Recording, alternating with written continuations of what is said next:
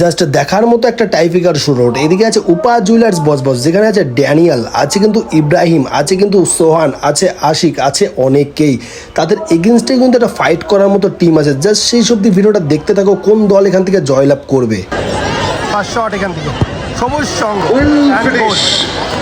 First shot করতে সেখান থেকে আদা বায়ন, হ্যাঁ ওখান থেকে গোলরক্ষক দোষক।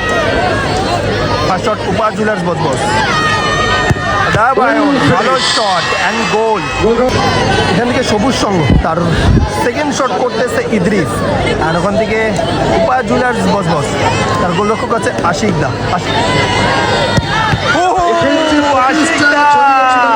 সুযোগ ছিল কিন্তু আশিকদার কাছে। উপা জুয়েলার্স বস তার সেকেন্ড শট করতে এসছে নরেন ভার্সেস রশন। ভালো গোল এখান থেকে সবুজ সঙ্গ তার শেষ শট মানে তৃতীয় শট করতে এসছে সুব্রত, আর ওখান থেকে গোলরক্ষক আছে আশিক। দেখবো এখান থেকে সুব্রত শেষ শট দলের হয়ে গোল করতে পারবে কি না নাকি।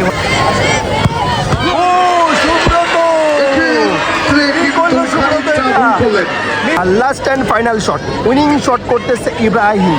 যদি এখান থেকে গোল করতে পারে সরাসরি কোয়ার্টার ফাইনালে পৌঁছে যাবে Upa Jewellers boss. Last and final shot Ibrahim and goal. Upa Jewellers boss সরাসরি পৌঁছে গেল কোয়ার্টার ফাইনাল ম্যাচ।